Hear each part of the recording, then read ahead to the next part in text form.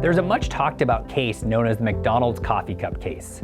Most people will shake their head when you bring up this case and say something like, "Didn't that lady sue McDonald's for $1 million?" Stella Liebeck was a 79-year-old lady sitting in the passenger seat of her car who spilled hot coffee on her lap after going through a McDonald's drive-thru. Liebeck suffered third-degree burns on her pelvis and underwent skin grafting. She received medical attention for almost 2 years following the burn. Now here's the part that most people never heard.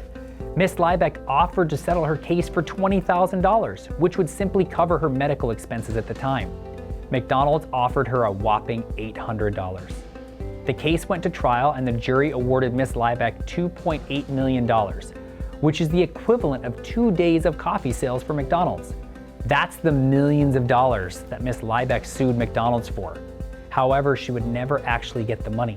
The court reduced her award down into the 6 figures, and she eventually settled for something significantly less since McDonald's continued to appeal the case.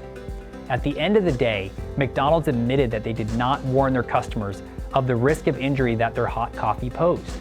This is known as a product liability case. There are a few different types of product liability cases, like when an airbag fails to deploy, or when an e-cigarette blows up in someone's face. There's a reason we don't allow lead paint in toys or allow mercury in our food. When a business fails to warn people that their product could hurt someone, like what happened to Miss Liebeck, then a product liability case should be expected. When you buy or use something, you rightfully expect it to be safe.